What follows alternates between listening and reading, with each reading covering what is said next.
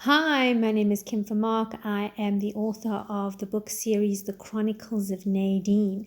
And I've accepted a challenge, a 7-day challenge to do 7 days of content for YouTube, 7 days in a row. And interestingly enough, one of those days is falling onto Good Friday. So I have to keep up with the challenge. And so I thought that I would share with you, as a writer, what does the story of Jesus and Good Friday mean to me? That's not quite a difficult one because I love history and I love research. So when I look at what happened on Good Friday, I really want to go back a little bit and go to the Garden of Gethsemane. And that was a time when Jesus went into the garden and he was praying, and he asked his disciples to please stay awake with him while he prayed. Now, I would have been one of those disciples who fell asleep, because those people who know me know it's virtually impossible for me to stay awake after 8:30. So definitely I would have been one of those that fell asleep. But that was a very serious time for him, because it says in the Bible that he was sweating blood. Now, that might sound like a fairy tale to many people, but it actually is a medical situation where the body becomes so incredibly stressed that the structures around the blood vessels start to rupture. And when someone is sweating, which is something that does happen with stress, those blood vessels that have been ruptured, they actually merge with the perspiration, and it makes the face discolored and red because of the blending of the blood and the sweat. Now, that is a serious amount of stress. So there are a lot of us that actually do feel fear from time to time, but that just takes it to a whole new level.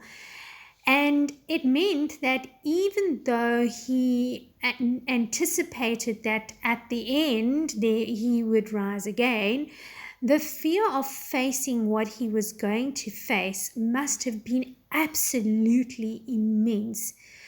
And that really gives me a lot of courage, because I know that even in those fearful situations, he was able to overcome, and it brings hope to people. And I think that hope is something that we really want right now, because we are facing uncertainty at the moment. But I really want to encourage you, if you are not a Christian, it's a very interesting story for you to learn about, for knowing that people can overcome. And if you are a Christian, take heart in knowing that God really has got your back. You've been created for a purpose, and He is the only one that's going to know when your end is. And if you have got a purpose, if there is something that you are created for and you haven't yet fulfilled that purpose, you are still going to be around, coronavirus or no coronavirus.